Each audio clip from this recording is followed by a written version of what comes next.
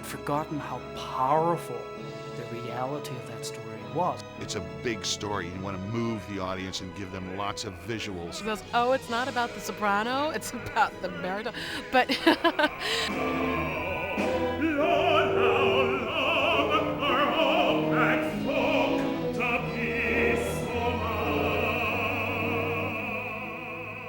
and I knew he was a brilliant actor and a wonderful singer, but seeing him in performance really clinched it for us. And on stage, he's just like a powerhouse. I couldn't imagine a different group of people doing this.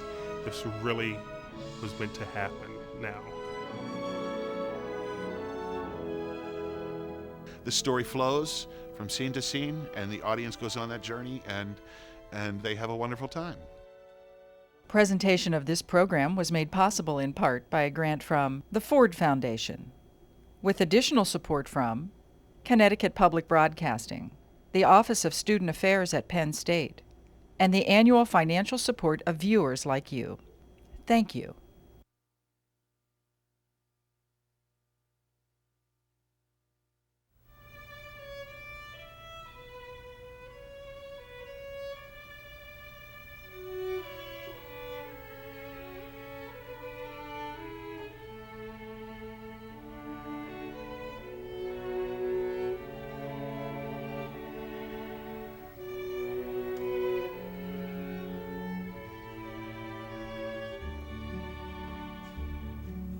A trapper and a trader, a hunter and a scout. Folks around here call me Brady, or Morning Lion on Hawk, or sometimes they cuss and call me what you wouldn't want to know, but they never call me boy.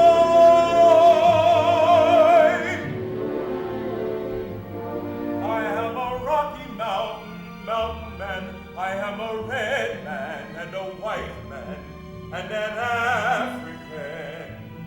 I am a full-blooded American. We mountain men are free, free to wander, free to hunt, and pretty much free of all possessions. This here is the possession I hold most dear.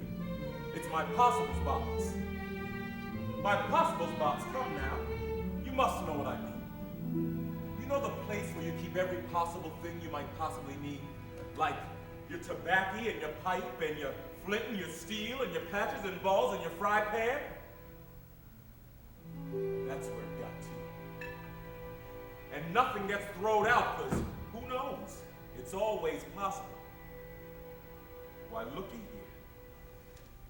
This box came down to me from long ago, and it comes with a story and a hero. If you listen to my song, you can see him. A man who learned the meaning of freedom.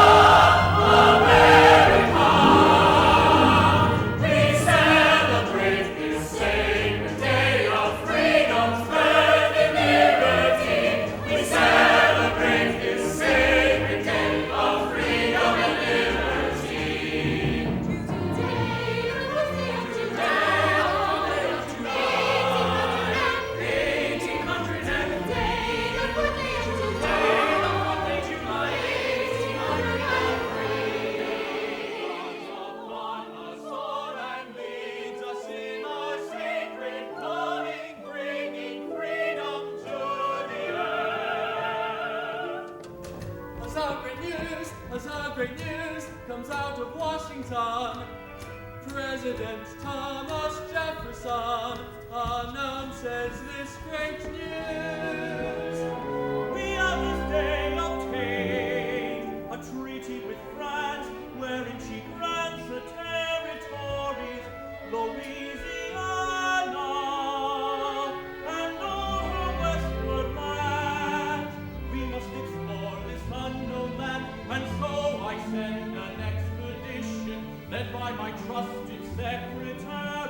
I am Meriwether Lewis, companion to the President, and captain of this brave enterprise.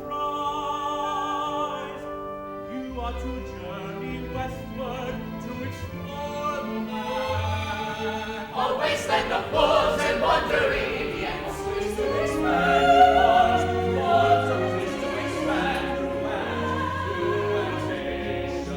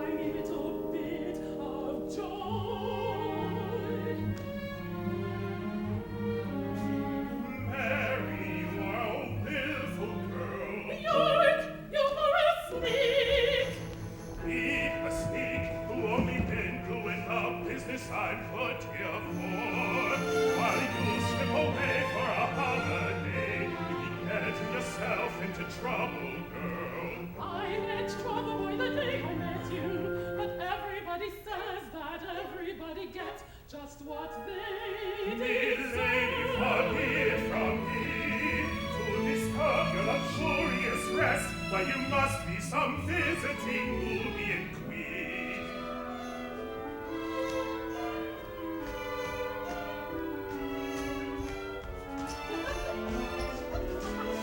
You be getting yourself in trouble, girl. You are too loud, you are too proud, you are too headstrong for your own good. Who says I can't take off my day when my true love is gone away?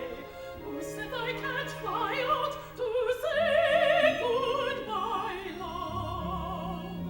Mary, there is a time and place, and right now I got duties. Duties, duties, damn your duties! You are too perfect, York, obedient and pliant, and totally reliant. I don't know why it should be that a man so quiet should be the man that owns my heart. Beautiful, beautiful York, a tantamount eager to work at whatever task your merciful master bids you do. I ain't like you.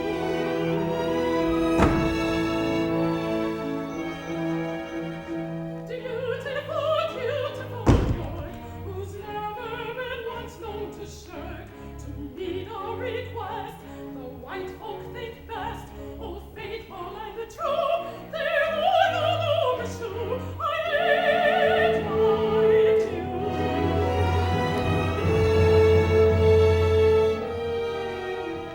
Oh, York, you beautiful York, that ain't the man for me. But darling, I can see the man inside, the faithful guy, the boy I met was beautiful, yet he had time for me. All the years I've been given is but time for you. All the days I be living is my time for you. Should my strong arm waste away, and my every hair turn gray, from that moment to that day is my time for you. Every night I lay crying for my time with you. Lonely nights with me sighing for my time with you. As you my choiceless name, on frantic lights and adventure, when will you ever come again to have time for me? All my life, every breath, every day, every dawn, every night, every noon, all the years, each glad morn, every moment of my life is my time for you. Yes, of course, you say that now. Men are quick to know eternal love, but distance and time can alter a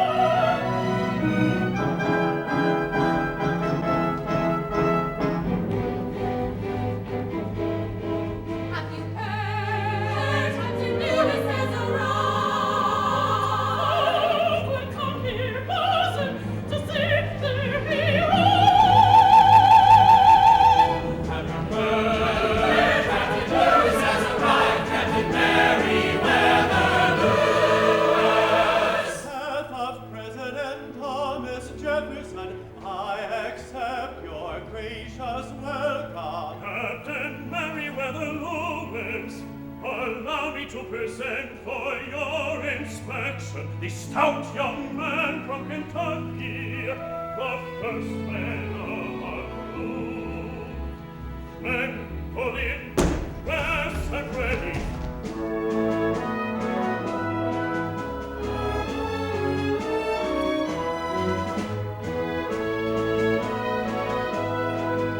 At ease, rest. And in charge of the men, here is Sergeant Charles Floyd. Sir, handsome sir, he's in honor, sir. Speak freely, Sergeant Floyd. Well, hell, this is an honor. Let me see, what do I say? This reminds me of a riddle that my daddy used to tell. No riddle, tales for Captain Merriweather, Merriweather was. Hail to our vision that the President sets before us. Come, all ye hearty men, and hail.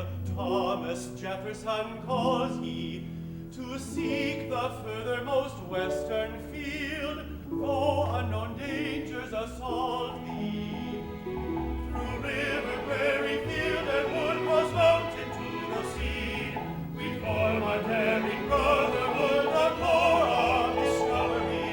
Come join from wheresoever, coming to Tennessee. Come join our dauntless brotherhood, the corps of discovery. An empire calls us to begin our continental glory. From east to west and back again, the world shall know our story. Who is the brave and Cork the good? Sons of democracy will guide our noble brotherhood. Mary, is that my girl, Mary? Master William, Sarah White, can you not keep your house niggers occupied? husband, I had no idea the girl was here. Will you handle the girl, or must I? Come, Mary, accompany me home. But mistress, I only came to see Master Clongoff.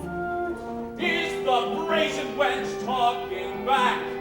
Woman, must I intercede? Obey your master, Mary. Follow me home.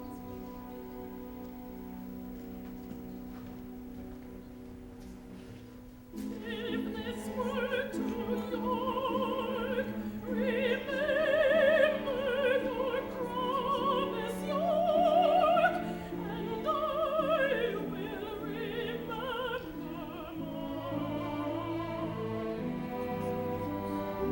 Do not let me be deceived.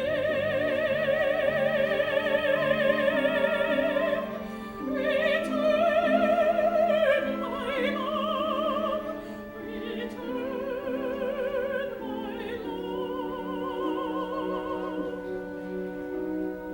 Come now, girl.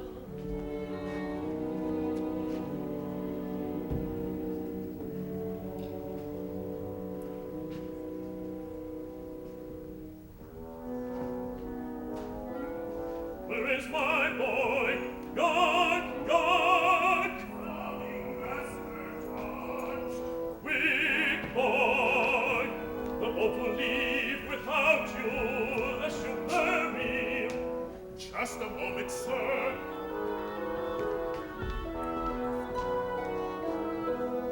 Your boy don't listen better than my girl. York, you hear me, boy? Get to the boat. My York is a good boy, but they are all like children that never grown up. If you don't keep an eye on them, they cut such capers. Mary, Mary, she's gone, York. She's been taken home. She says goodbye to you. Bye, York.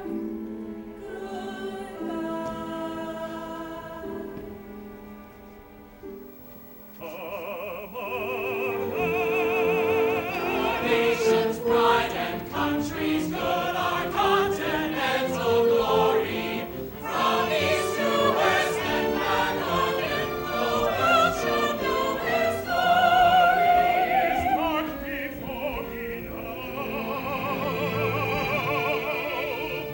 The world is dark before me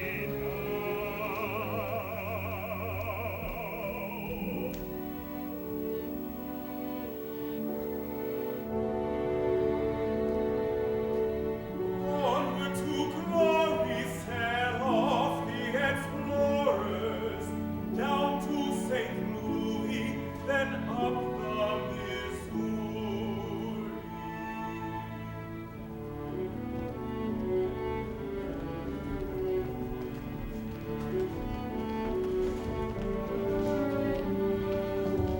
Oh, the Missouri, that mighty dark river. Oh, the Missouri, that starts God knows where, far from the shores that Americans knew. They traveled the river in search of a sea. Put our backs into it, boys, further up the river, boys, we proceeded on.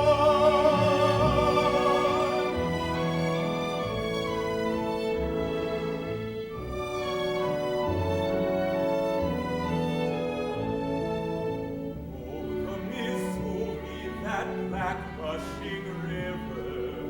Oh, the Missouri, 100 more miles, with no sight of vengeance, and past all the white men, they traveled the river in search of a sea.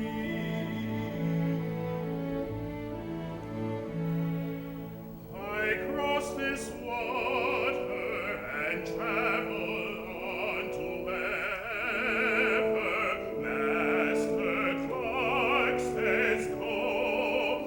I know my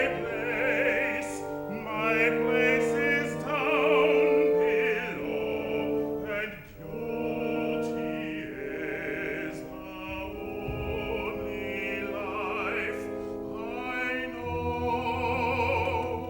Put your back into it, boy, man that all and pull. We proceeded on. This is just like a river my mother used to return. Please no more riddles.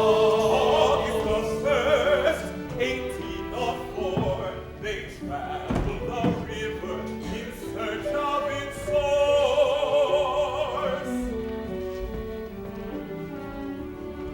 And camping that night, his master to please, York the obedient cooked up a feast. Cherries and plums and raspberry compote, but best Master Club before dessert, a saddle of venison, a good elk steak, and a fat juicy beaver tail for each man.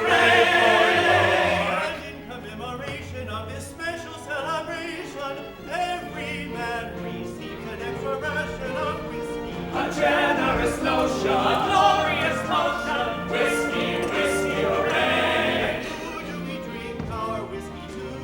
Captain Clark!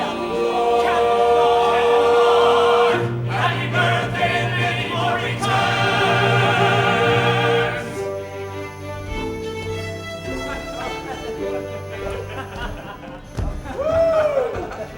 Yeah!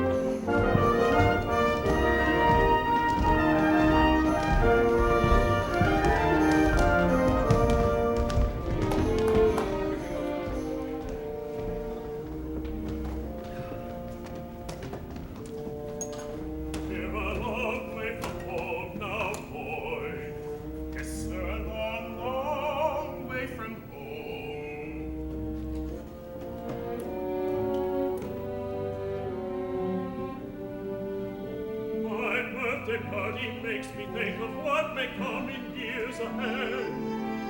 When I get back, I'm fixing to find a well-bred girl to woo. I figure that Julia and Pop will do. You don't seem to attentive boy, take part in Master's heart. I was tending to things and thinking,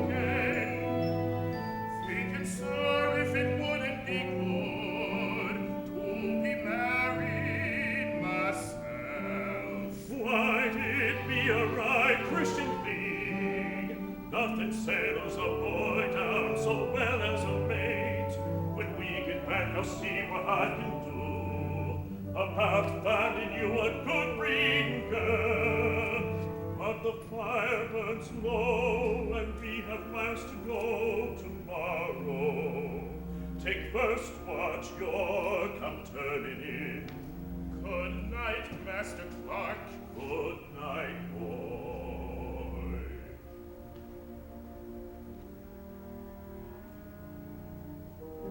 I cross this water, proceeding onward against the current of the stream. I know my place, but places sometimes change. I row against the current towards my dream.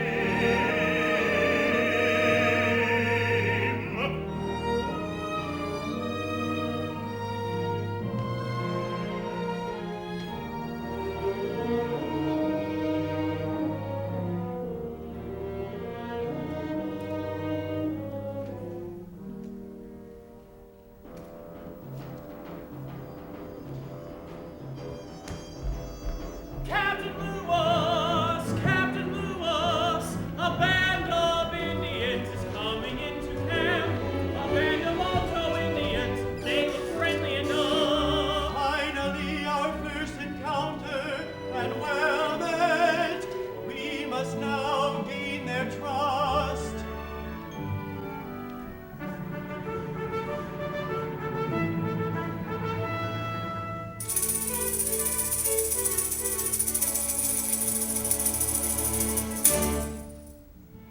Children, we have been sent to you from your great Father who lives in the East.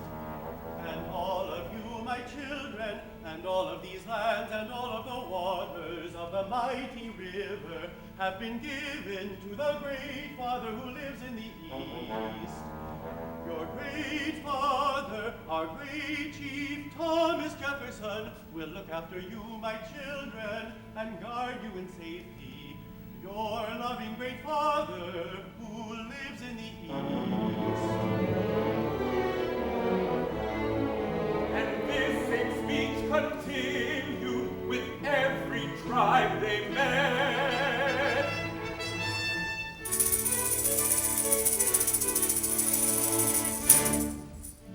Children, we have been sent to you from your great Father who lives in the East.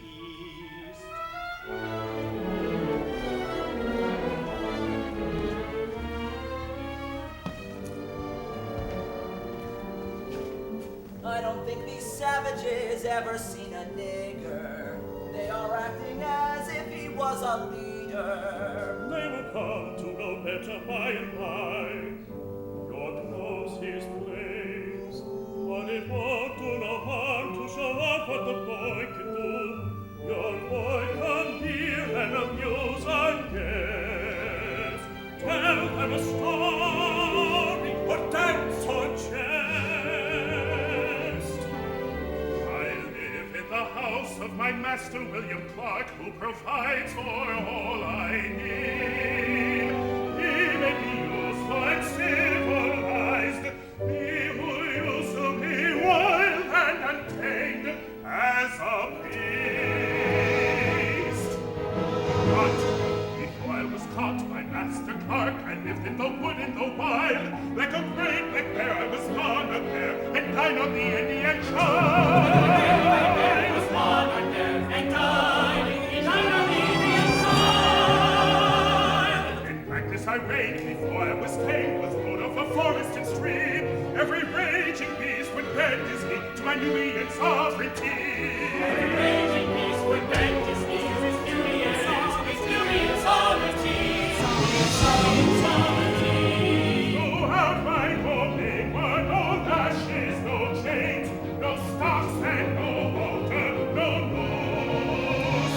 Wherever I find a poor and confined, I free him and set the slave loose. Good, the joke has gone too far, and you forget yourself. The hour is late, man, and we set off at dawn. A party must end. Good night. Good night, white stranger. Sleep in safety here. The stars hold guard above you, and my warriors stand guard about you to protect you. Good night, black stranger. Our great men also tell tall tales. All great men know how to laugh.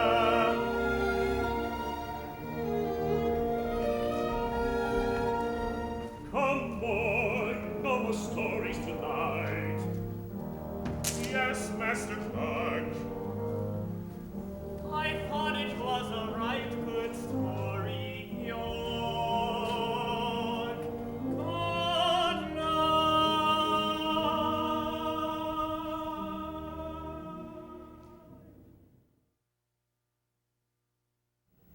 Talking to natives like talking to children, like talking to slavies. The white folks got duties, a world to consider. That world's getting bigger as mile after mile they move up the river. Oh, the Missouri, that wandering wild river. Oh, the Missouri, still unmapped and free. What will we make you when we finally own you? They traveled the river in search of a sea.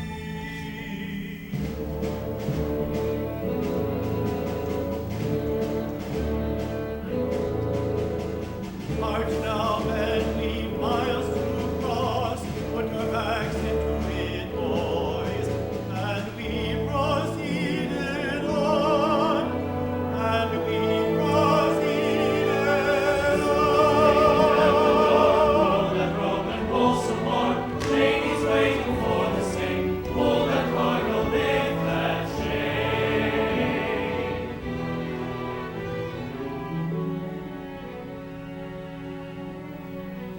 No matter how far I travel, no matter how deep the river, I keep pushing against the current.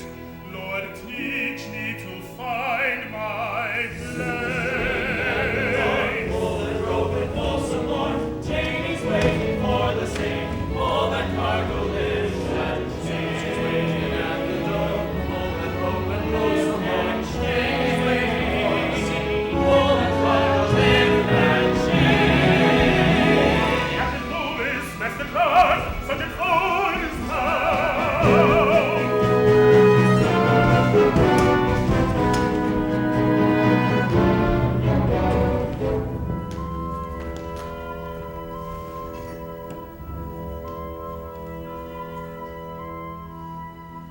I am ill, oh my captain. Where have you gone? Where has everybody gone? I am here, Sergeant Floyd, right beside you. Rest, Sergeant Floyd, it is late. Sleep, sleep. My mother told me sleep.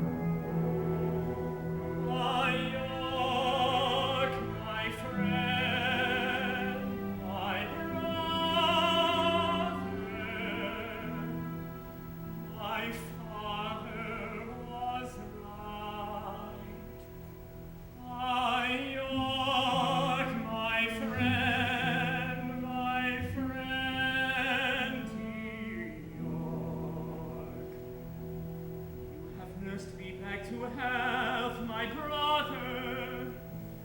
Think you, York, my brother? I can see the morning light. I can see day dawning bright. I can see the day.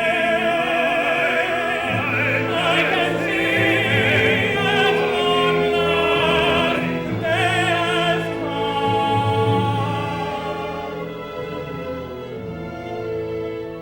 Sergeant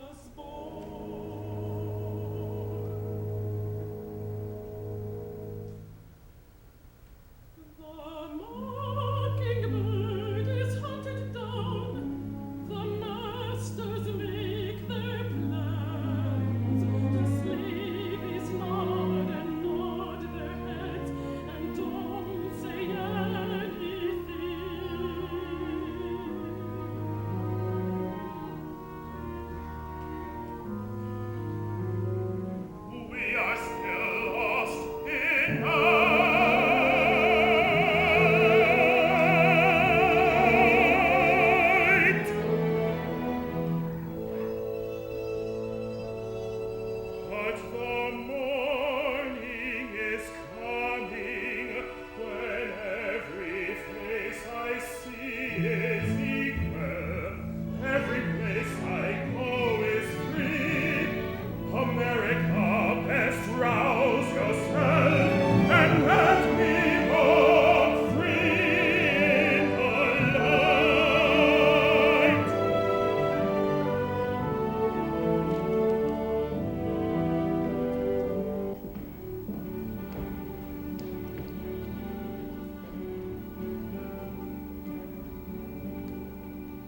Oh, the Missouri, that brooding big river.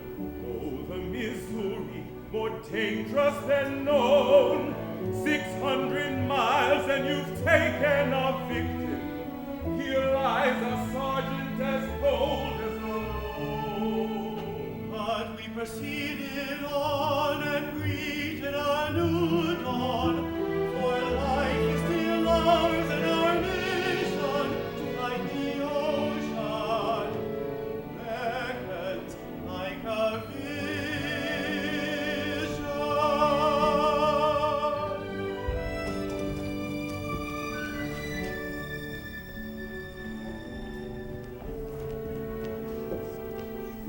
The Missouri, they thought they would leave you, but weeks turned to months, and they're traveling still.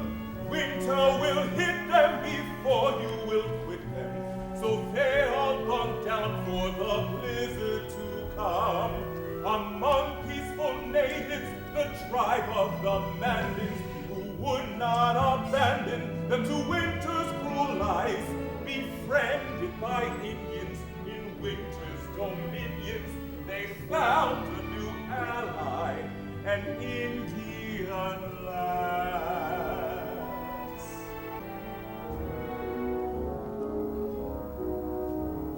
I am Toussaint Charbonneau, and I know many things that your expedition needs. I can speak many languages, open many doors. I'm a man of braggart and more cunning than sincere, but the girl may be of use. What of your wife? This girl, I won her from her Indian masters in a game of dice. She too is a slave.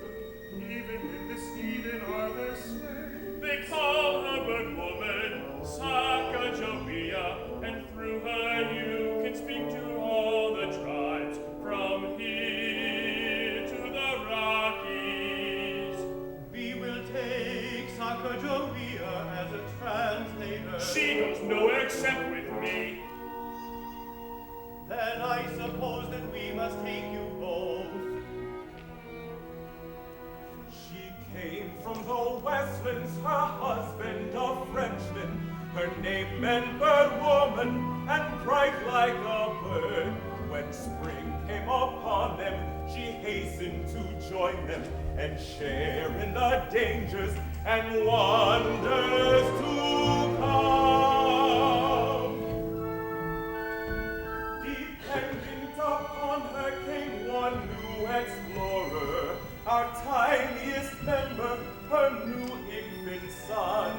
Upon the Missouri, this brave delegation, a band of all nations and ages and dreams.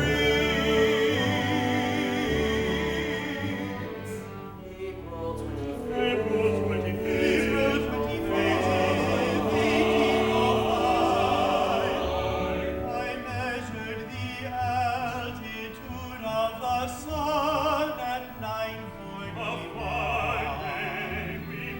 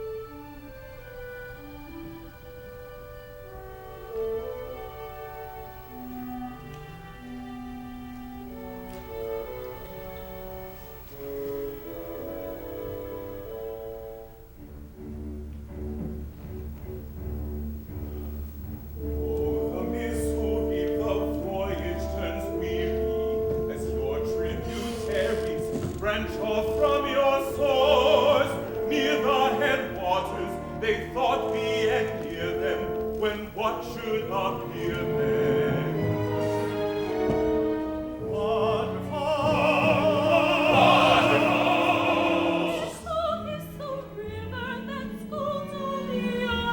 I've done a quick reconnoiter, only to discover that the river scatters here in miles and miles of waterfall. How can we proceed? If we cannot row up, then we must walk around.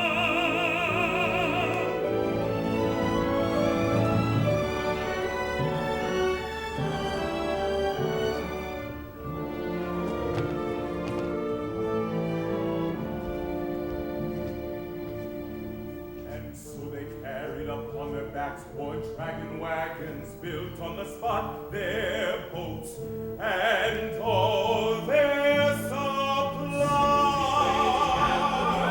Pull that rope and pull some more. Janie's waiting for the same. Pull that cargo with and Jane.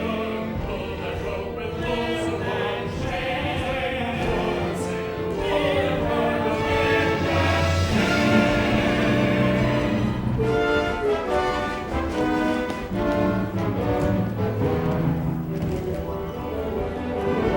We can go no further up this way. The path is so slippy from the rain. Oh, and do you know, Mr. Rain? Come with me and we will see if we can find a way across the steep ravine. She goes nowhere without me. Along the travel home, and yours comes home. Don't you take a look upstream, I will track out this way. If we just jump down this ravine, we can easily climb across. I know it's weird, like much of the woodsman that lives in safe. I am French, the match of any American. All right, stop! There is no way across. Why do I hear a roaring of thunder? The water is flooding the whole ravine. That's a cry.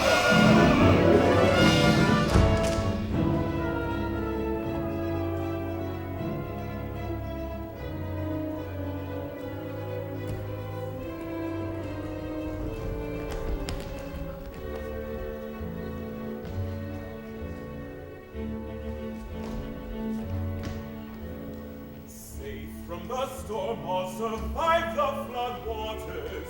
Though in the torrent, it was hard to tell just who rescued who, but safe and alive, the poor celebrated the 4th of July. We celebrate this sacred day of freedom's worth and liberty. We celebrate this sacred day of freedom and liberty. Today, the 4th day of July, 1805. Come on, have a dram of whiskey. This is the last whiskey barrel. Thank you, Master Clark, you've earned it, York, and a good deal more. He says I have earned this and even more. I know what more he means. Some a toast to America. To America, Country on its 29th birthday. the land of God's upon us all and leads us in our sacred calling, bringing freedom to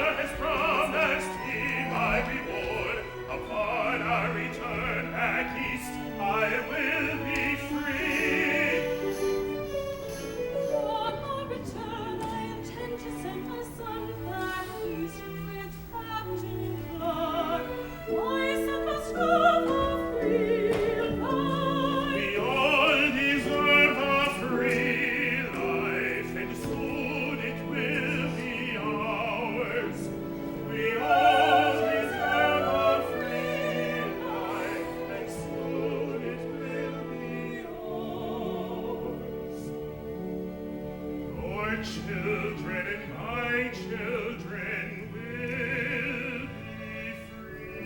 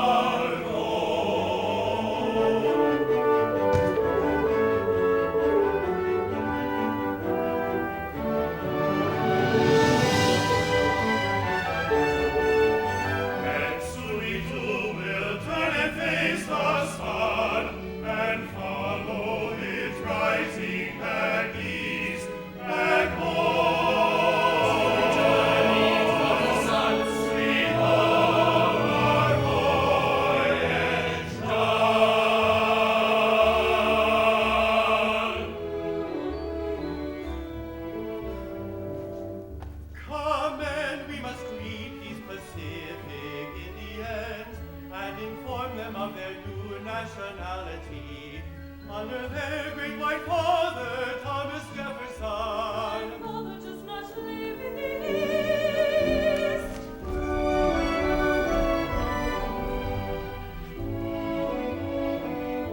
Lord, double quick, just a moment, Master Clark. I need to look just a bit. That boy's getting toothed and full of himself.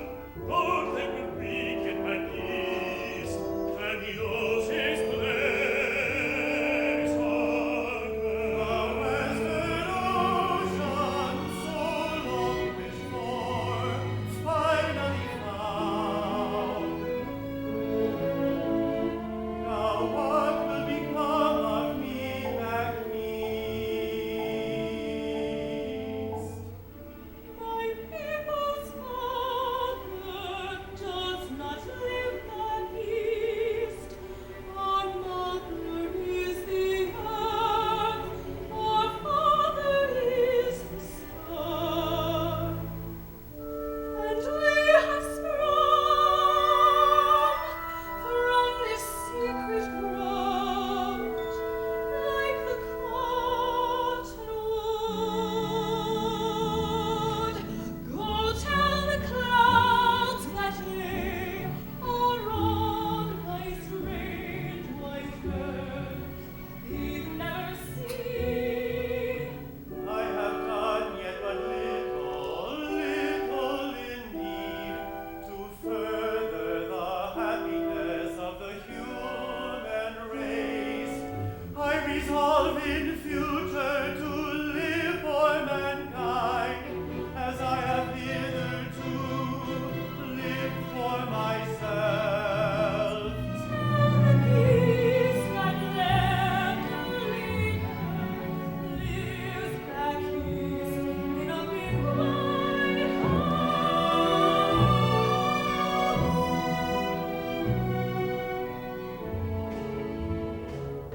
That boy has got to learn to obey again. The boy's been getting his way too much and losing touch of his proper place. Where do I go now? He must learn his place. I want to walk tonight. I want to pay some measure of myself. I want to walk on ground where none has been. No farmer and no slave, where every man is safe. I want to walk tonight and sleep wherever I say that I should, and wait to see the moon climb to her peak, and call the stars by name, and call myself for what I am.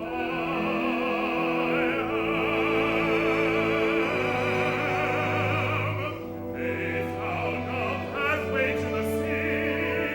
There's never been a path for me, but maybe now there's gonna be. America, best watch yourselves.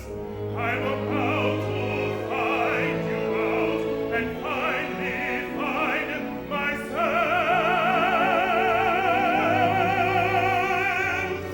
Where do I go now? We must learn to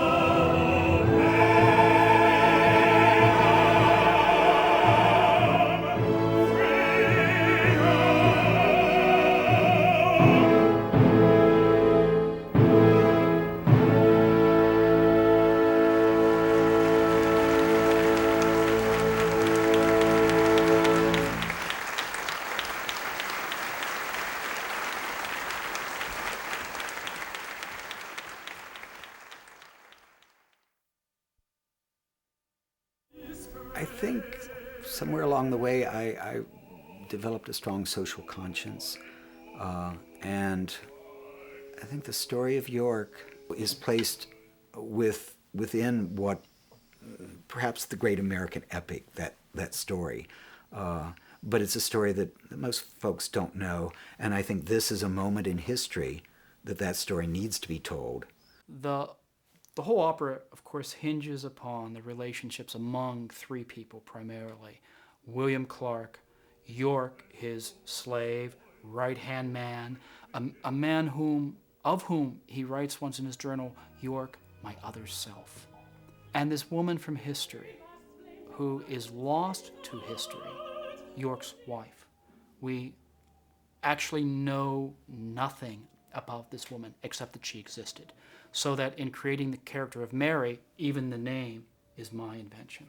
Not only is it a story about an African American tied into an important expedition in American history, it's also a very important story about life and how it was back then during the time where slavery existed.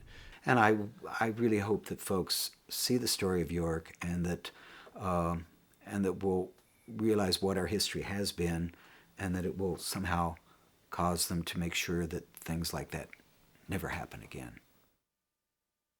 I was able to create a wonderfully feisty character who serves as counterpoint, particularly in the beginning, to York's more docile nature.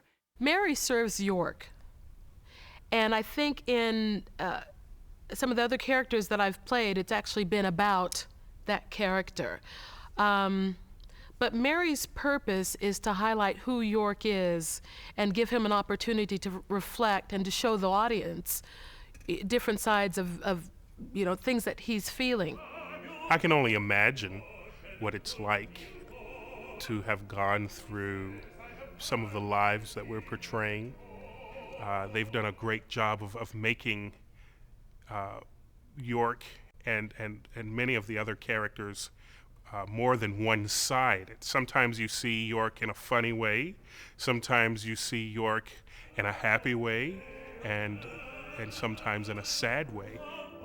I think the excitement for me is to portray a historical figure, someone who actually existed. No one's alive now that could actually tell me, oh no, Clark acted like this or Clark did this. All we have are documents and letters. But it's just been fun to really get into someone who actually existed and actually historically did something that changed the world, not just the United States, but it changed the world. I have to serve the piece, because this show is not about Mary, which was really hard for me in the beginning, because I was, it's not about the soprano, it's about the baritone. But I knew I had to serve the piece and serve York. And so just, I guess, orchestrating how I built the character, so that it's serving it wasn't challenging, but it was fun. It was more fun, because it's something that sopranos of my voice type really don't get the opportunity to do. Every time I start a piece, it's pretty frightening. You wonder, where is it going to come from? For me, though, it's the words. It's the words and the characters. And also, Jason, I think, is able to write lyrics and create situations that do allow me to write my best music. And that's a wonderful gift that he gives me. I think it's finding the music that's within the text and within the character and within the scene. This is such a different kind of work, because it's not totally opera and it's not totally music theater. It's really in the middle. Not only do I feel that this is difficult, but I think that it is one of the most difficult things that I have done theatrically, and I've done some pretty difficult things so far in my career, but this takes the cake. It's a story about one man, essentially, and we try to keep the focus on that. But that story takes you across the country. That story takes you through the wilderness of the Louisiana Purchase of the United States, and when there was nothing there but buffalo and mountains and rivers, and epic because you have to represent that on stage. You have to take that audience on that trip with you. And how do you do that without cinematography? Do it on a stage that makes it entertaining, and take an orchestra along with you too. Since the script came first, there was always in my mind a shadowy image of what it might look like, but it's always very, very shadowy. I really couldn't tell anybody exactly what's going on or what they look like. I loved pieces of the libretto because there were certain pieces that really told me who I was. I mean, which was very helpful because Mary is not a real character. York is, Clark is, Lewis is, of course, but Mary is just made up, although we know that York did have a wife or something. But it was wonderful. Jason was so good to put in certain aspects about Mary's character. Like York says, you'll be getting yourself in trouble. You're too loud. You're too proud. You're too headstrong. And then later, Mary says, I'm just a slave girl. I'm barely pretty. I'm hardly smart. And so I was really happy to see that because that could help me form, well, who is Mary? And I think she's this tomboy brat, outspoken person that just thinks the world evolves around her, and York should stop everything he's doing and going with her. So that was really fun to find that out. I know Bruce's music is good, and I hear it happening as it's happening. I knew these tunes, I knew these songs, and yet I didn't. So that when sitting at that first rehearsal, actually hearing these voices of the kids that have such fervor and passion in their youth, and the adults have such.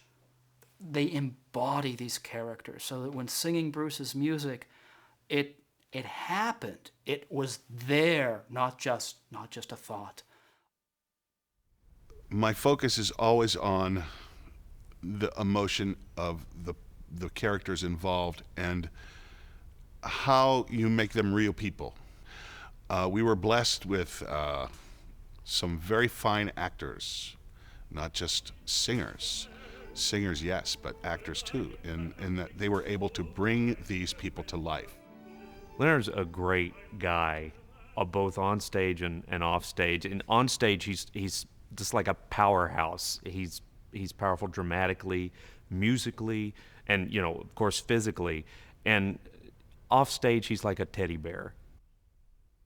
I have been the type of person that I'll cry at a movie in a heartbeat, and usually in the process of doing a show, you rehearse it enough where you get that out. And there were times in rehearsal, yes, that I experienced and understood something for the first time, and it became overwhelming. And then you can do that in rehearsal, but you can't do that in performance. I think we had a brilliant chorus who sang this music magnificently. So I get goosebumps with a lot of that. And the choruses were necessary because we're talking about a whole panorama of American society, that opening where it's the Northerners, the Southerners, the slaves, the Native Americans, and those four choruses coming together. I get goosebumps from that. And it's not so much my music, but how wonderfully it's performed. It's very powerful. And challenging, yes. Powerful, yes. So that when he's standing at the end of Act 1 on the very edge of the American continent, staring off into the ocean, he is singing heroically only one word: freedom. At the same time, his master is saying he must learn his place. And that becomes the immovable object and the irresistible force, which is the drama of Act 2. Presentation of this program was made possible in part by a grant from the Ford Foundation, with additional support from Connecticut Public Broadcasting, the Office of Student Affairs at Penn State, and the annual financial support of viewers like you. Thank you.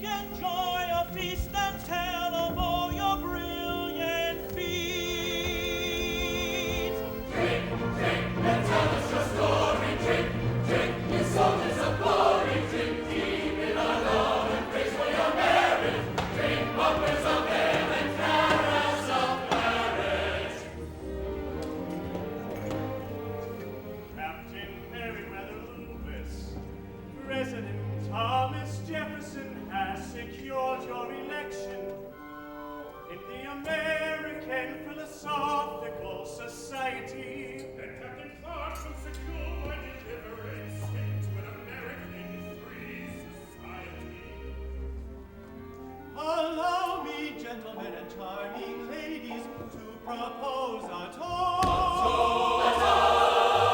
President Thomas Jefferson. To Thomas Jefferson. Thomas Jefferson, the man who pinned that our men are made to be free. What less will he grant to toast to the captains. To the captains. Captain Meriwether Lewis, to you is given the governorship of the Louisiana Territory. to the governor? To the governor. Captain William Clark, to you is given the title of agent to all the Indians in those lands. And we now promote you to Brigadier General of the Louisiana Militia. To the General. To the general. Here for every man, and I will be entitled to stand a free man. In recognition of your service to the nation, your grateful country grants to you men a double portion, double wages for each man, and 320 acres of land granted freely for your use. A government of such generosity, only imagine when it will grant to me. A toast to the enlisted men. A toast to the enlisted men. Drink, drink, and tell us your story. Drink, drink, you soldiers of glory. Drink deep in our love and praise for your merit. Drink bumpers of ale and carafes of claret. And carafes of claret. To the Constitution and our country's liberties. And let's each man be free. To the Constitution. Christopher Columbus, who discovered this To Christopher Columbus, who discovered this great land. great George Washington, the Great George Washington, the greatest nation. Great George Washington,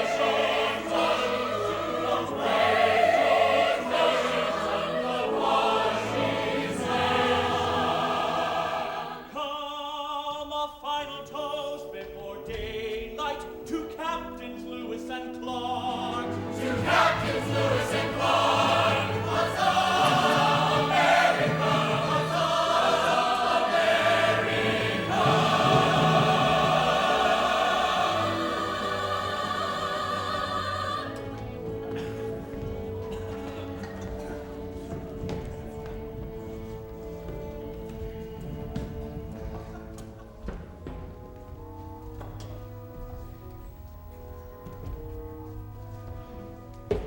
Come, York, carry my baggage off the barge, and make arrangements before you turn in for my trip to Fincastle, Virginia, where I plan to win my bride. Yes, sir, then after you set off, I too will go back to my own Merriweather too. What are you talking, boy? Am I not free to go? What put these thoughts into your thick black head? Make the arrangements, boy, then go to bed. But Mr. Clark, Master Clark, I only thought, don't trouble your head with thinking, boy. Thoughts get you sat like asses in such trouble.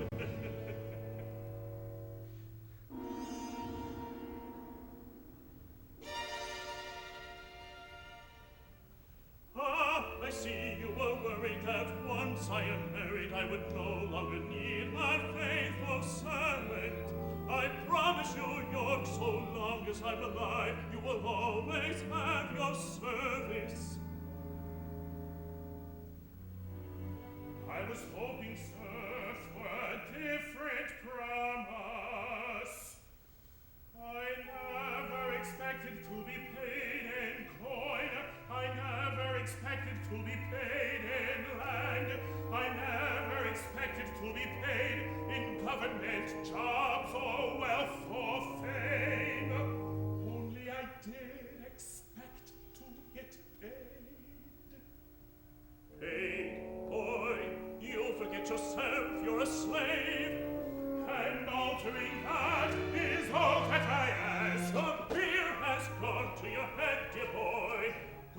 it off. Tomorrow we set off. Then I am still in servitude. York, you are still yourself. But, sir, don't take me now, York. Let it rest. Let it rest.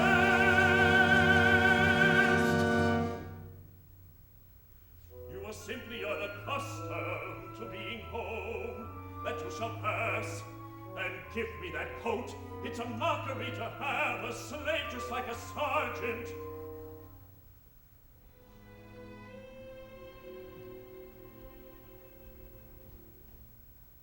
Was it for this I wandered through the West? Was it for this I did my level best? To serve, and to serve equally, oh God, I have been his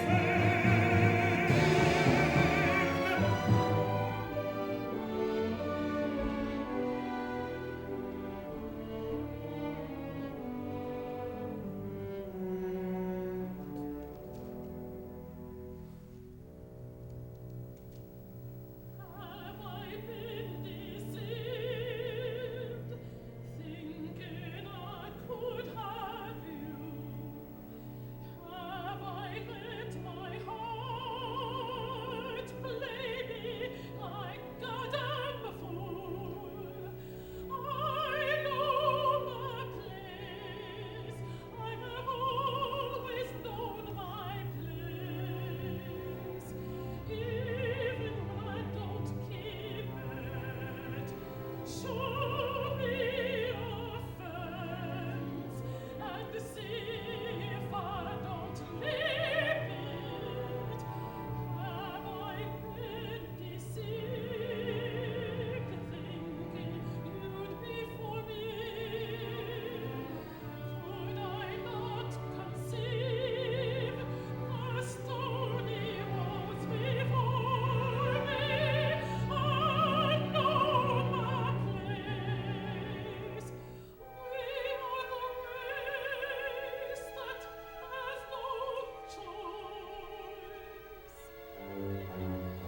Have I been a fool, hoping once to choose?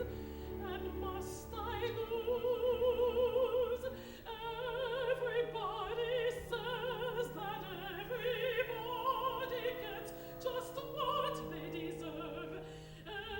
Everybody's wrong. If the world made sense, I would have you.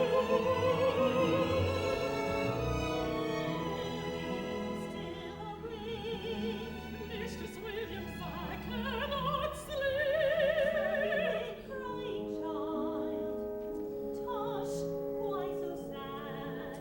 Your foolishness, mistress, I have bad dreams. Go back to bed. Tomorrow's light will make these sad dreams vanish. Pray, silly Mary, and sleep. The silver light will put to flight the dark thoughts that are crouching. There is no charm can do you harm. The silent moon is watching. The silver light will put to flight the dark thoughts that are crouching. There is no charm can do you harm. The silent moon is watching, watching as we sleep, watching as we sleep. Go now, girl, and do not fear. Good night, mistress.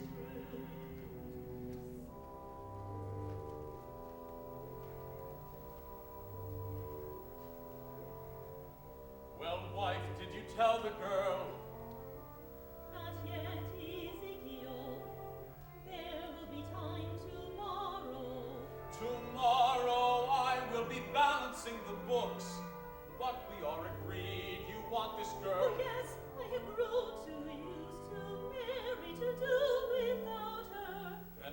make out the bill of sale for the others, and she moves on with us to Nashville. Husband, it is the least we can do for the girl.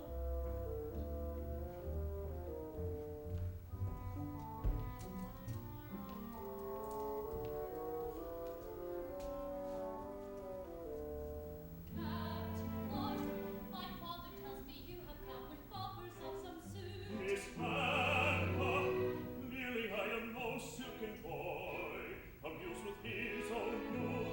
But what I am, I know, a gentleman of Virginia born, and as a gentleman bred, an officer trusted by the president, a man of enterprise whose prospects stand to build a fortune. So now I come to build a family.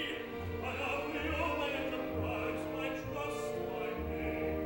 Captain Clark, I am a woman, though just turned 16, and a woman must know more than her suitor's prospects. A wife will know her husband's heart. My heart was forged in war in another country. My soul was built upon a single scaffold. Duty. Even when I was a boy, I knew that we were placed here for a duty. And what is our duty, Captain? I believe that my duty consists of doing justice where I may, and loving mercy where I ought, and endeavoring at all times to make our fellow creatures happy. Duty is worthy of a gentleman and of my spouse. But we who are entrusted with so much will be judged by how we treat the least. You are an honorable man, William Clark, and our union would be an honor to my family. But I cannot judge a man by how he masters business or society. We Virginians know a man must show himself before his servants, and I, through accident, have seen your harsh demeanor with your servant York. Master York, vex me now. My husband would show just tender kindness to the least man before him, so much that he would make me proud. And so I shall. The boy York went with me across the country, and came back damaged from so long a trip, unsure of himself, intractable. I promised Julia to show such tenderness, and by my gentle mercy soften York, if you would deign only to say yes. Yes, my captain, your gentleness will win me. I shall be honored to be Mrs. William Clark.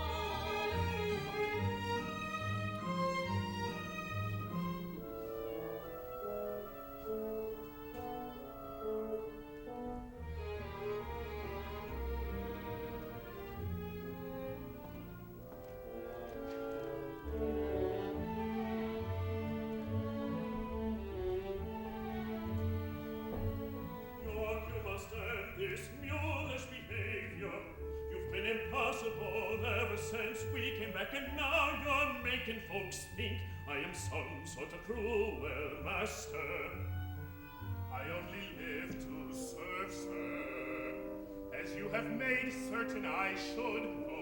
Quite so, my boy.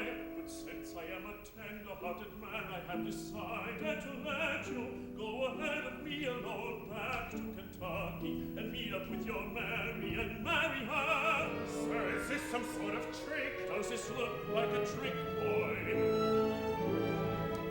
With this writ, I give you my permission to meet up with your Mary and marry her. Praise God, and God praise you, Master Clark. It is the least thing that a tender-hearted master would do. You get your Mary, and I win my Julia's approval. Oh, Master Clark, God bless you. I owe you all my happiness. You owe me nothing but obedience, boy. Go and let me find a different York. When I come to fetch you back to St. Louis, go, boy. The two was about to be married.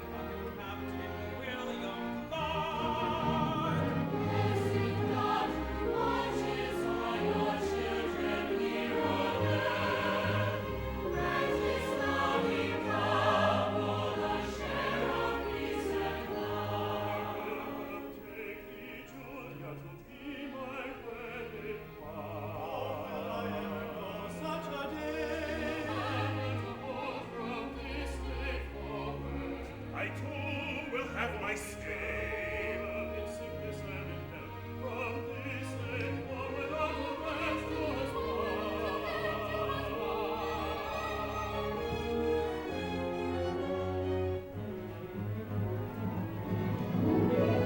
Mary, I come to claim you. With the only claim I got. I love you and I want you with me.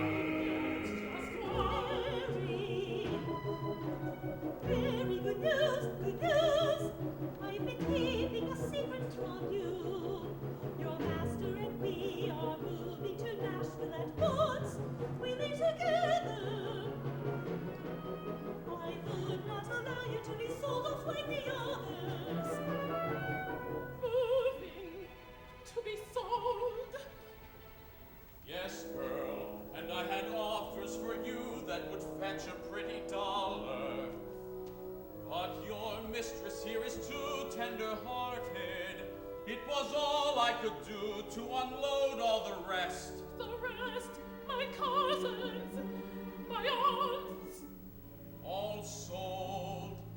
all happily sold. And I want to put some miles between us and this old house today. We leave this place forever, for a brighter future ahead. Mary, we must get ready for the journey. No matter where you go, no matter how far, I will find you, Mary. York boy, I didn't notice you there, lazing around with my girl Mary. Don't worry, boy, you're not to be neglected. I just saw your master turning up the drive, coming to collect you, as I reckon, now that he and your new mistress are moving to St. Louis. The house now, Mary. We must York go. and those are broken. Till distance and calamity shall part us.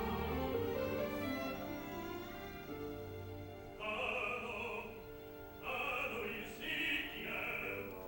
Just the man I was speaking of, Brigadier General William Clark, and this must be your lovely new wife. Ezekiel, Williams, and Sarah, allow me to present to you Mrs. Julia Clark. How do you do?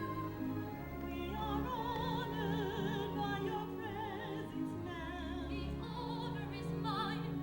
Hello, York. Mistress Julia. Ah, York, you are here. Good.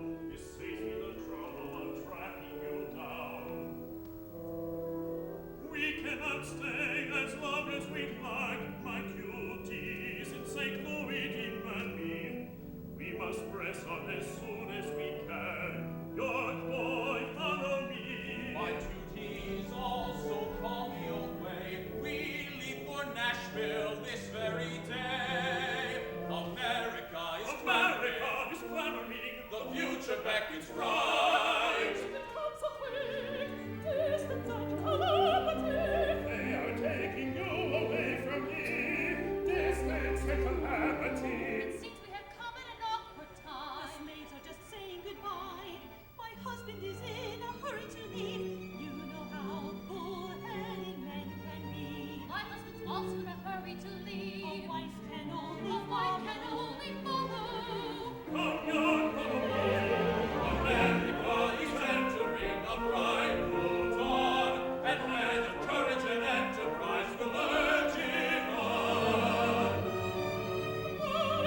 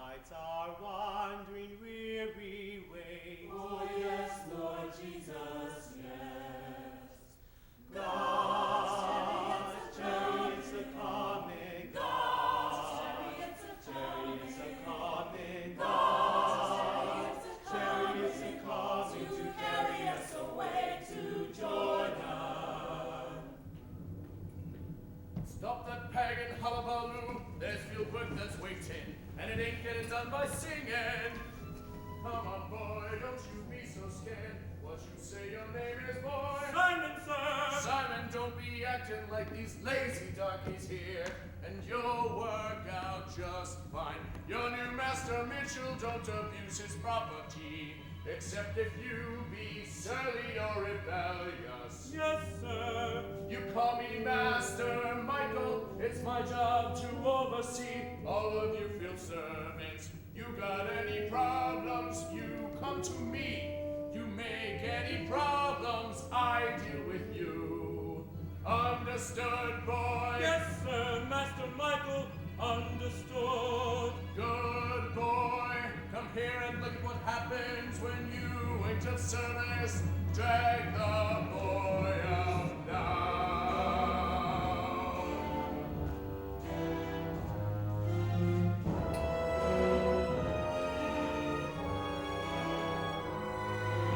See, boy, here's what happens to the bad slaves. This soul bottom seem to want to learn. You still alive in there, boy. Help him out, Simon, and make sure the both of you are in the fields right quick. Yes, sir.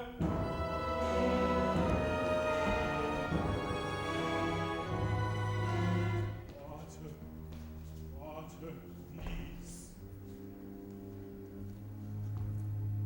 Here you are, grandfather. Drink it slowly, slowly. Thank you, son.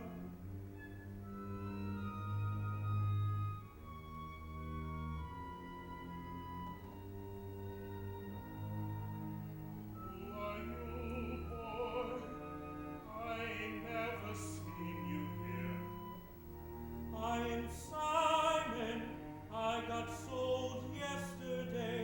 My old master needed money on account of his bad harvest. Ha! We are the harvest, and we are the harvesters. They make us crush each other like the corn before the thresher, till our anger is squeezed out, and we are obedient. It has been years since I was obedient. Master Mitchell treated you like this for years. Ha! Mitchell ain't my master. I am alone to him by a man who don't want to see my face.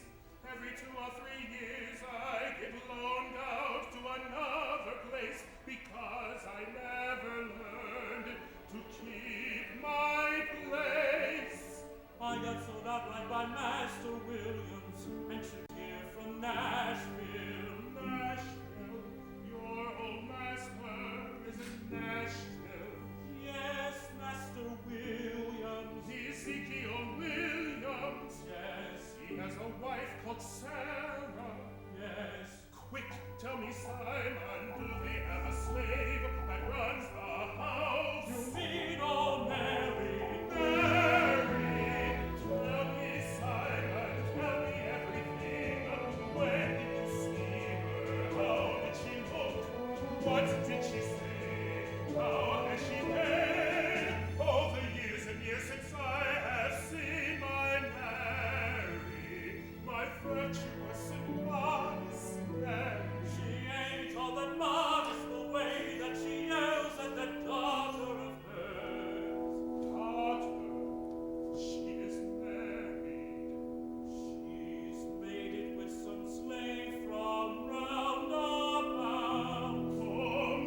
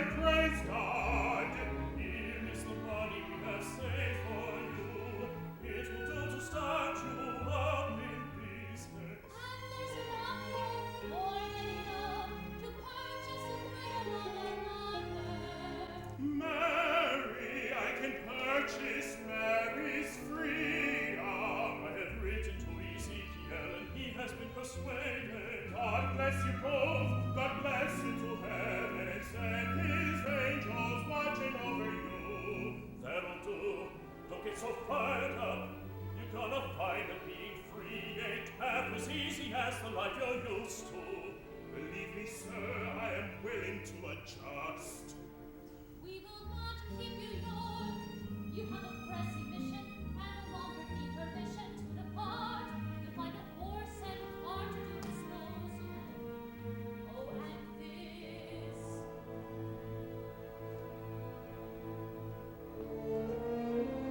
I thought that you might want it.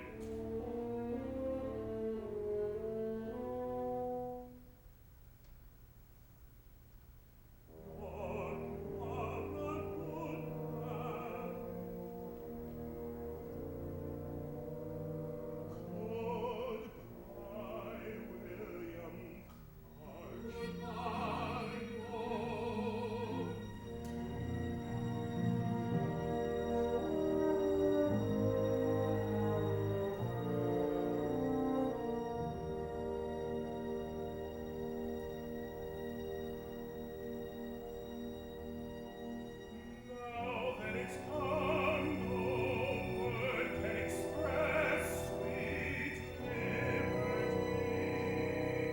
Soon my love will be free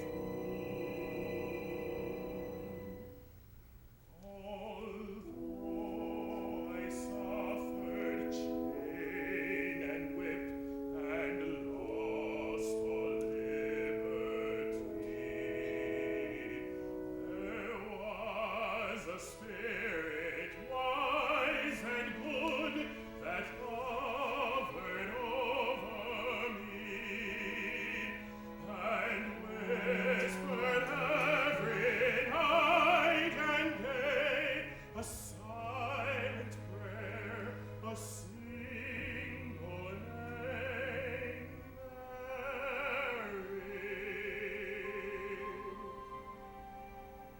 Hush, don't you be bothering Mary. She's finally asleep.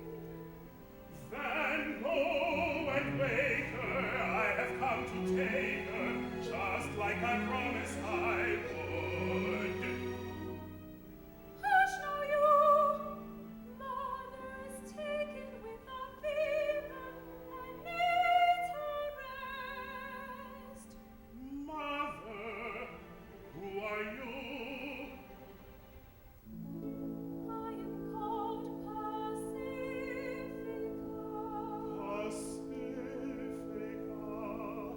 the child born from the dream of the western sea. Are you? That is exactly what my mother said. Your mother and I trapped you together in love 14 years ago. Pacifica, my daughter.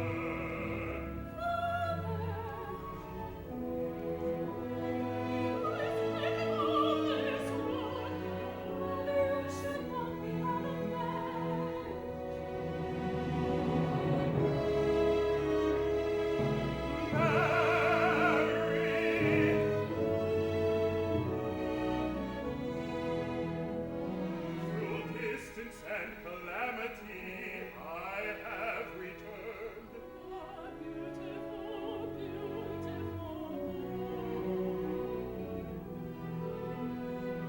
Mother, you should not be out of bed.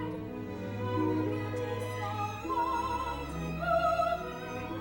Mary, you've been sick. It's nothing at all. I have a spell of dizziness, and the girl assumes the worst. There's a bad swamp fever going round, but I'm only down. You should rest yourself. Sit down.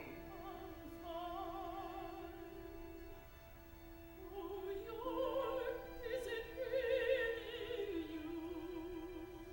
I came quick as I could. Mary, I am free, and Williams has agreed to let me buy your freedom. I wanted to be the first to tell you. York, you're a snake. Mary, you are a willful girl.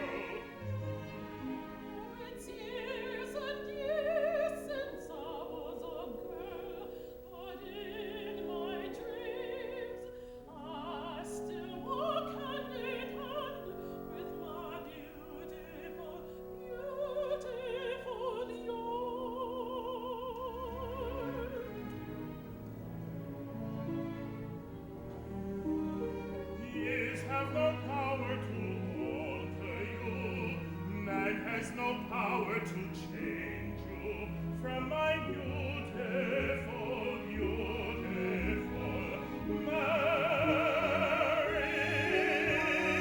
This is the face, the handsome face of the man I waited my life for.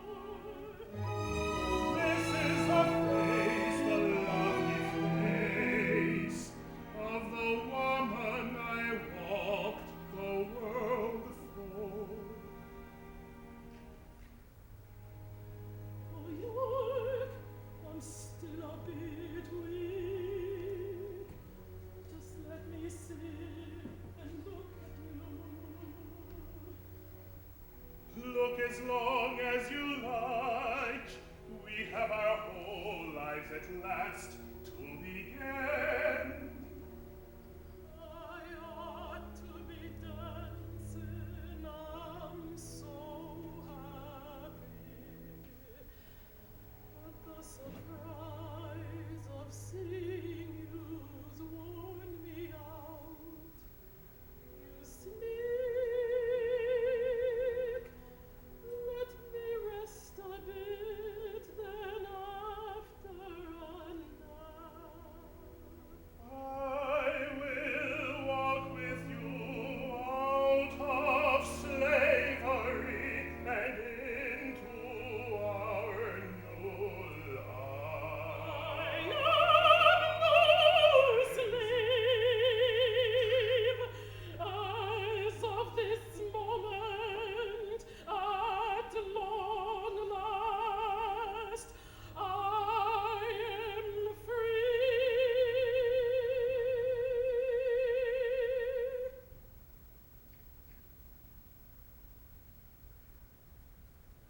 Everybody says that, everybody gets just what they deserve.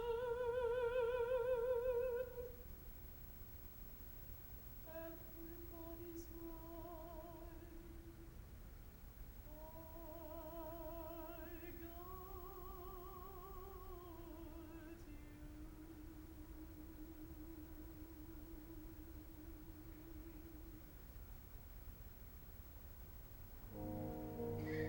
Hush, Pacifica, your mother is asleep.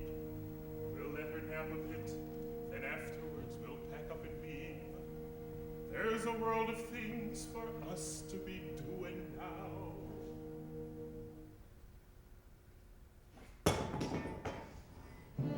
Mary, Mary, Mary.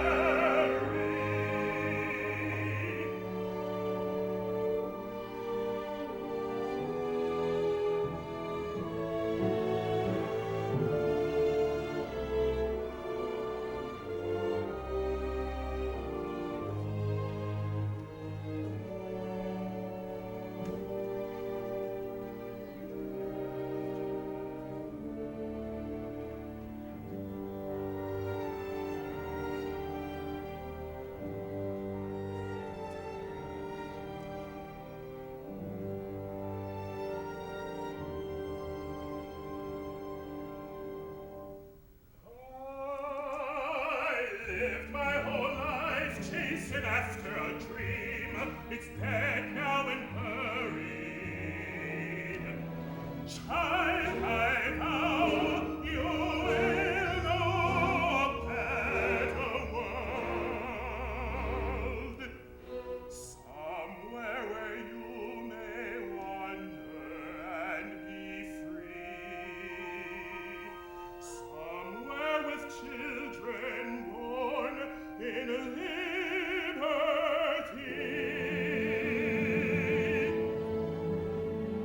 Somewhere I once knew land with no masters, found my pursuing the wild headwaters of the Missouri, the native Missouri. Trace the Missouri beyond the cruel sway of masters and bondage. I know of a village where children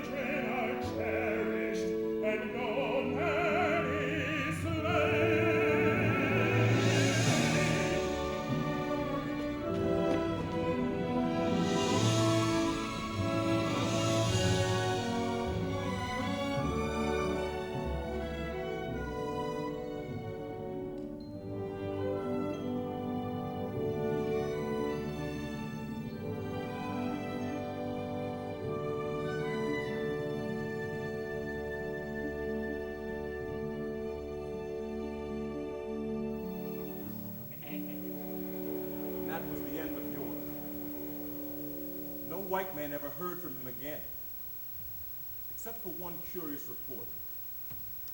A wandering explorer got himself lost in the wilds of Wyoming.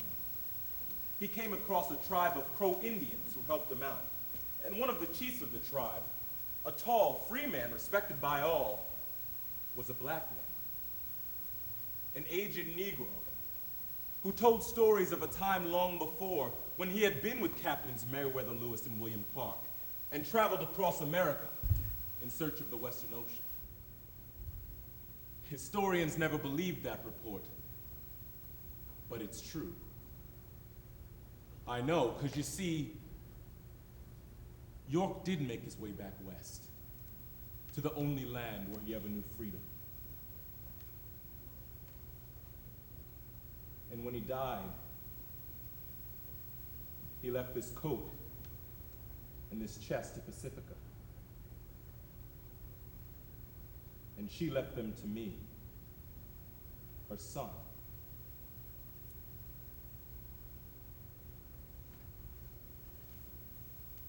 And on nights like this, when the wind is still and the whole earth seems to hold its breath in silence, I can hear them all. The spirits of all those men and women questioning their lives, questioning their choices, questioning us.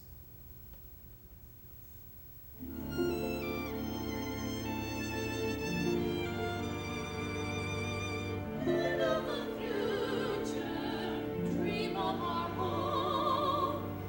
Hear the prayer of our troubled souls. We struggled before you, now we implore you. Find a better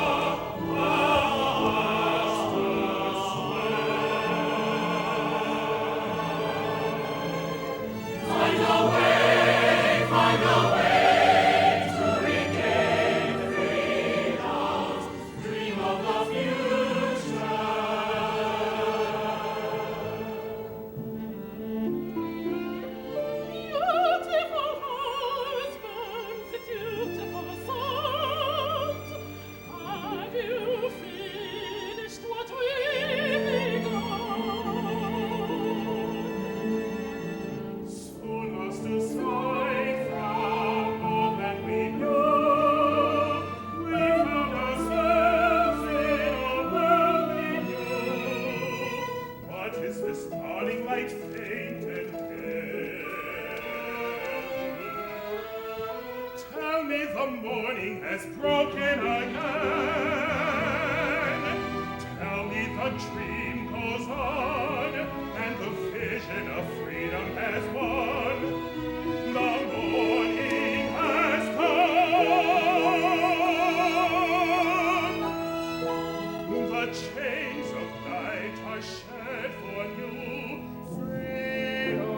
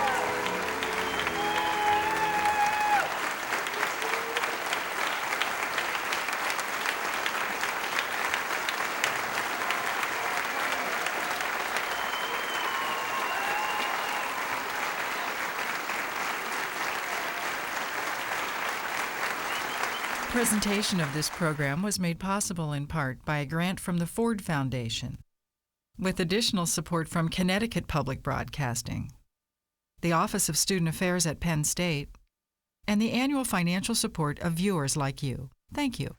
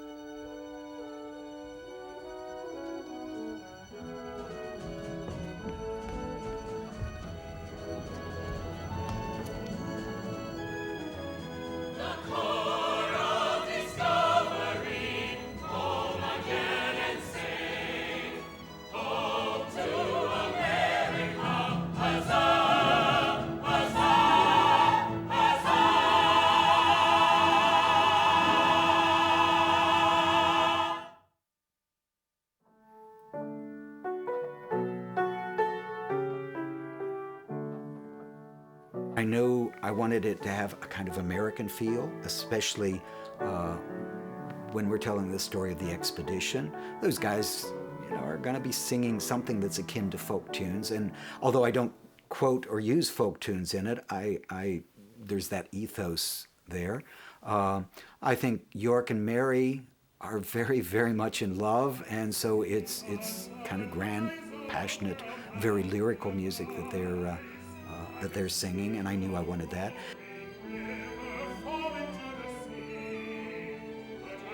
And in the second act, when York's situation and his relationship with William Clark, they've grown up since childhood together, they really know each other, but here is a relationship that's really become contentious and antagonistic. And I knew they wouldn't be singing little American folk songs at that point. So there it's a much harder hitting, and it really does become dissonant. I think as much as Schoenberg may talk about the liberation of the dissonance in the 20th century, I think consonance and dissonance really can have strong dramatic impact in music theater.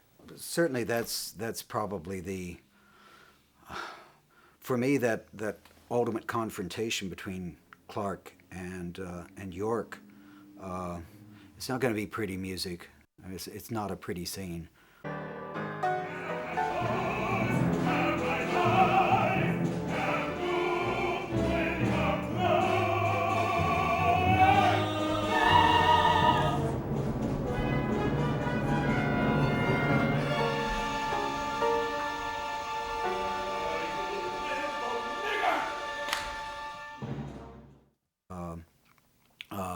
I wrote it, I knew it, but it still terrified me every night watching that particular scene and that confrontation.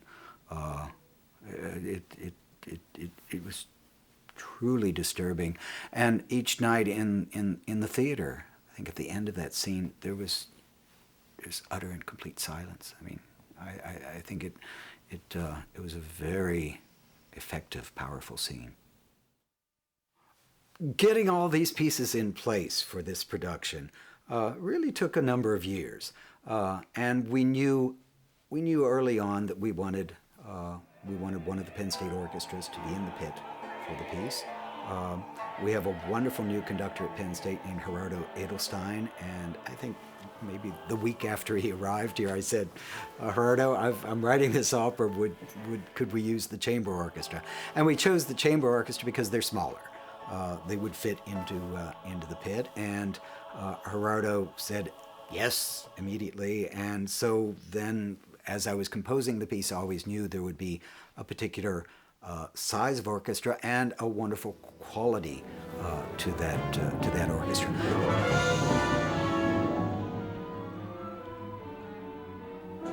A good libretto, in fact, always leaves room for the music to tell the story. The libretto is a catalyst. The music is the drama. Although there are many, many, many Lewis and Clark sources, probably the two primary sources for me in writing this drama were the Betts book, In Search of York, which essentially gave all the data, all the story that we knew for Act One. And then the letters edited by James Holmberg, Dear Brother, which gave the new information which was necessary for Act Two. The rest was dramatic invention. But a question that had to be solved right up front was, how do the slaves speak? I knew from the get-go that I didn't want them talking in this kind of over-exaggerated slavey dialect. If for no other reason, the story is being told as a story through Brady. The whole opera is in some sense Brady's memories of a story he's been told. And to Brady, York is a great hero. And so in Brady's memory, York speaks, at times, it's almost Shakespearean, his command of language. That was intentional. Also, it's not so historically off at this time for the kind of slave that York was, a sort of right-hand man slave to his master. There probably was very little difference between Clark's dialect and York's. They would have sounded very similar. But it's particularly obvious in the scenes between York and Mary. They're not talking like some sort of sideshow slaves. And I did that in order that these characters would have respect and a kind of gravity in their own rights. They're nobody's jokes. Let me share a revelation I had by actually watching someone else's reaction to the show. Kerry Fraser, head of the Africana Research Center here at Penn State. What he was seeing was this entire story, the historical epic of Lewis and Clark, presented from the vantage point of the slave. And suddenly, with just that shift, everything was the same and yet utterly different. What it showed with this slight twist, this slight change of emphasis, was an America grappling with the same problems 200 years ago that we are working through now. It shows that this is an enduring story for all Americans.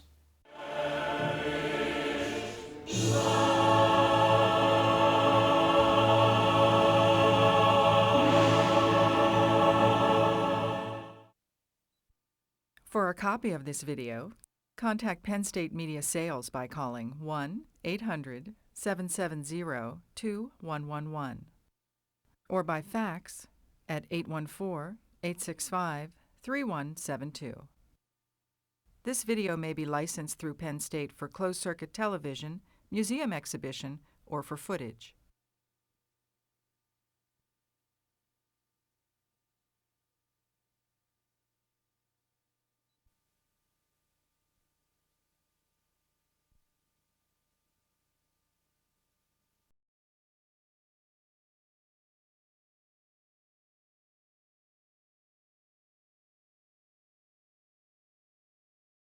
A copy of the program you've just seen can be purchased through Penn State Media Sales at mediasales.psu.edu or by calling 800-770-2111.